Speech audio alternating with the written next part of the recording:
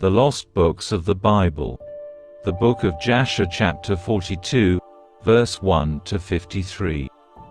And they went and sat on the opposite side, about the distance of a bow shot, and they sat there to eat bread.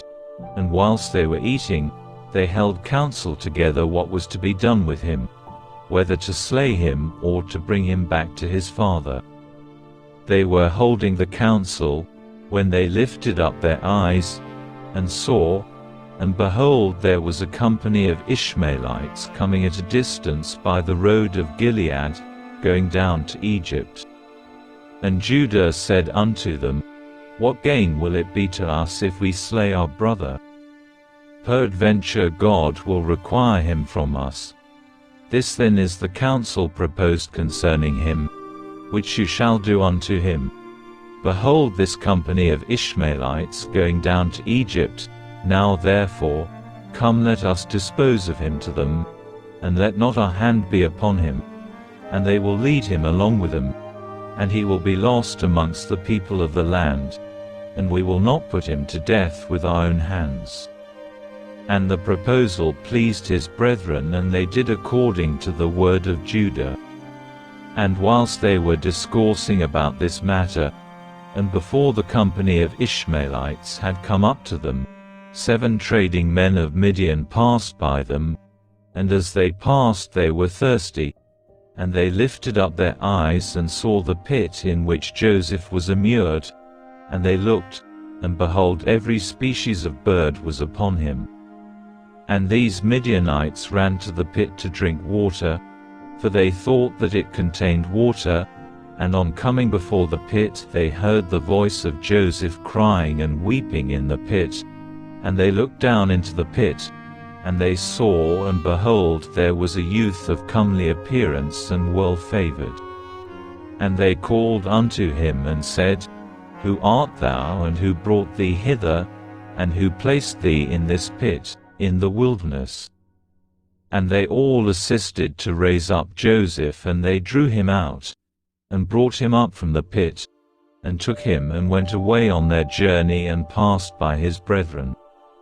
And these said unto them, Why do you do this, to take our servant from us and to go away? Surely we placed this youth in the pit because he rebelled against us, and you come and bring him up and lead him away. Now then give us back our servant. And the Midianites answered and said unto the sons of Jacob, Is this your servant, or does this man attend you? Peradventure you are all his servants, for he is more comely and well favored than any of you, and why do you all speak falsely unto us? Now therefore we will not listen to your words, nor attend to you, for we found the youth in the pit in the wilderness, and we took him. We will therefore go on. And all the sons of Jacob approached them and rose up to them and said unto them, Give us back our servant, and why will you all die by the edge of the sword? And the Midianites cried out against them, and they drew their swords, and approached to fight with the sons of Jacob. And behold, Simeon rose up from his seat against them, and sprang upon the ground and drew his sword and approached the Midianites, and he gave a terrible shout before them, so that his shouting was heard at a distance, and the earth shook at Simeon's shouting. And the Midianites were terrified on account of Simeon and the noise of his shouting, and they fell upon their faces, and were excessively alarmed. And Simeon said unto them, Verily I am Simeon, the son of Jacob the Hebrew, who hath, only with my brother, destroyed the city of Shechem and the cities of the Amorites. So shall God moreover do unto me, that if all your brethren the people of Midian, and also the kings of Canaan, were to come with you, they could not fight against me. Now therefore give us back the youth whom you have taken, lest I give your flesh to the birds of the skies and the beasts of the earth.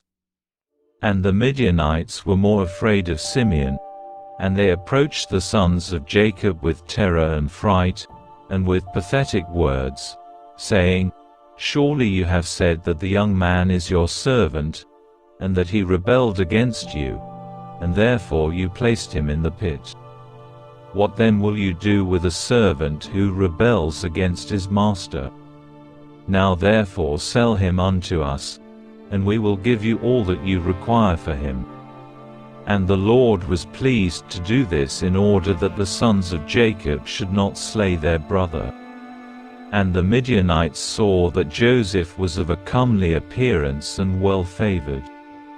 They desired him in their hearts and were urgent to purchase him from his brethren.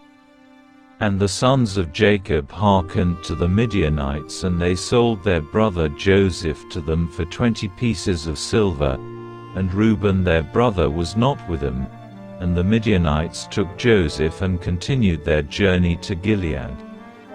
They were going along the road, and the Midianites repented of what they had done, in having purchased the young man. And one said to the other, "What is this thing that we have done, in taking this youth from the Hebrews, who is of comely appearance and well favored?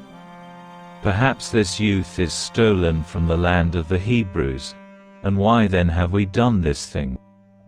And if he should be sought for and found in our hands, we shall die through him. Now surely hardy and powerful men have sold him to us, the strength of one of whom you saw this day. Perhaps they stole him from his land with their might and with their powerful arm, and have therefore sold him to us for the small value which we gave unto them." And whilst they were thus discoursing together, they looked, and behold, the company of Ishmaelites which was coming at first, and which the sons of Jacob saw, was advancing toward the Midianites.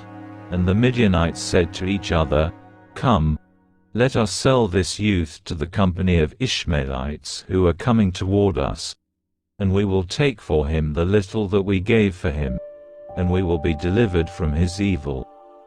And they did so, and they reached the Ishmaelites. And the Midianites sold Joseph to the Ishmaelites for 20 pieces of silver which they had given for him to his brethren.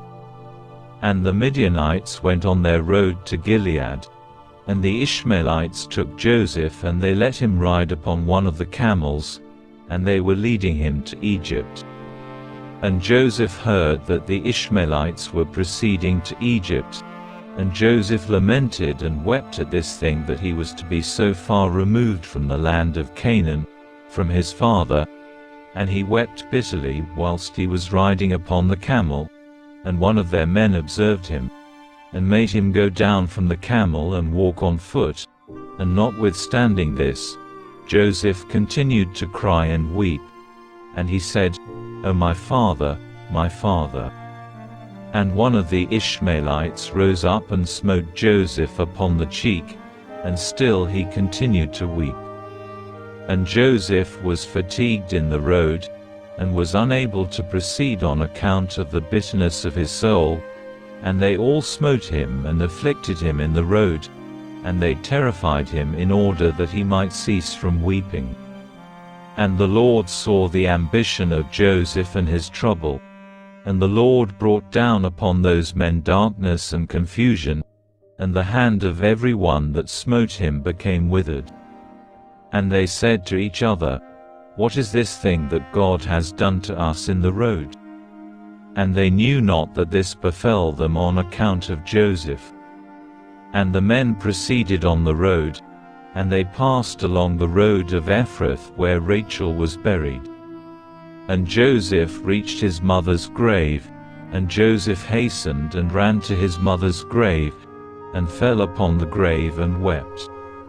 And Joseph cried aloud upon his mother's grave, and he said, "O my mother, O thou who didst give me birth, awake now, and rise and see thy son, how he has been sold for a slave, and no one to pity him.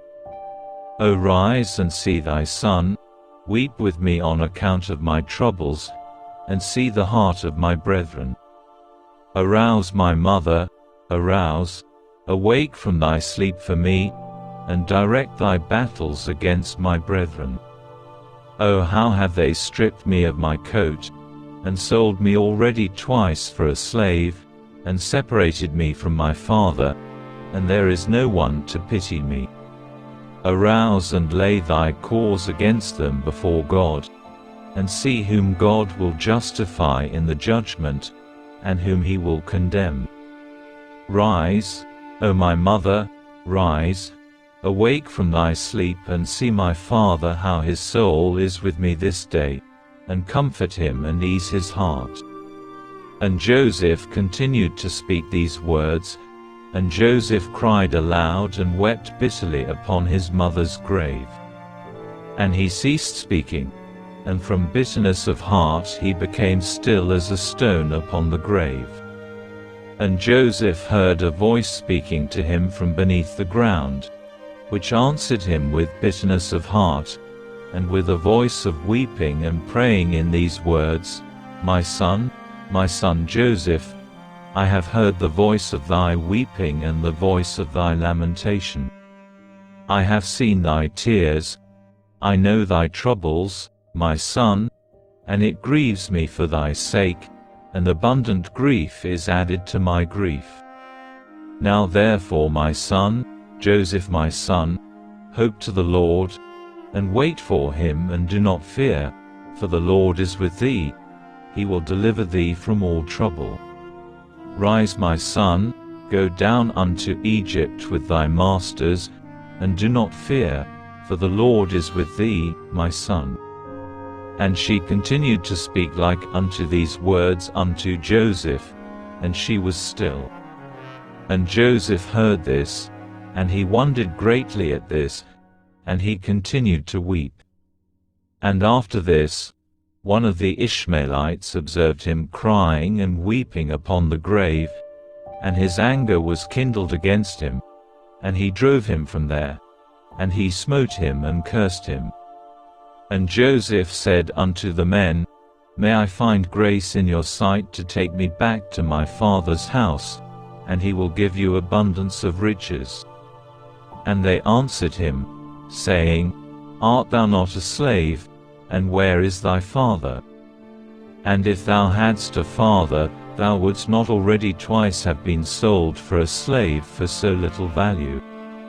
And their anger was still roused against him, and they continued to smite him and to chastise him, and Joseph wept bitterly. And the Lord saw Joseph's affliction, and Lord again smote these men, and chastised them, and the Lord caused darkness to envelope them upon the earth, and the lightning flashed and the thunder roared, and the earth shook at the voice of the thunder and of the mighty wind, and the men were terrified and knew not where they should go. And the beasts and camels stood still, and they led them, but they would not go, they smote them, and they crouched upon the ground. And the men said to each other, What is this that God has done to us? What are our transgressions, and what are our sins that this thing has thus befallen us? And one of them answered and said unto them, Perhaps on account of the sin of afflicting this slave has this thing happened this day to us.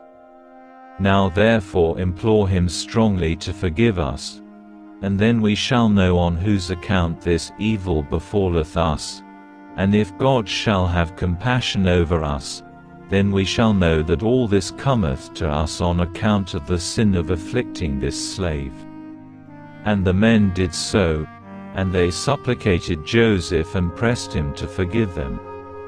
And they said, We have sinned to the Lord and to thee. Now therefore vouchsafe to request of thy God that he shall put away this death from amongst us, for we have sinned to him. And Joseph did according to their words, and the Lord hearkened to Joseph. And the Lord put away the plague which he had inflicted upon those men on account of Joseph, and the beasts rose up from the ground, and they conducted them, and they went on, and the raging storm abated, and the earth became tranquilized, and the men proceeded on their journey to go down to Egypt, and the men knew that this evil had befallen them on account of Joseph. And they said to each other, Behold, we know that it was on account of his affliction that this evil befell us. Now therefore why shall we bring this death upon our souls? Let us hold counsel what to do to this slave. And one answered and said, Surely he told us to bring him back to his father. Now therefore come, let us take him back, and we will go to the place that he will tell us, and take from his family the price that we gave for him, and we will then go away. And one answered again and said, Behold, this counsel is very good, but we cannot do so, for the way is very far from us, and we cannot go out of our road. And one more answered and said unto them, This is the counsel to be adopted, we will not swerve from it. Behold, we are this day going to Egypt, and when we shall have come to Egypt, we will sell him there at a high price, and we will be delivered from his evil. And this thing pleased the men, and they did so, and they continued their journey to Egypt with Joseph.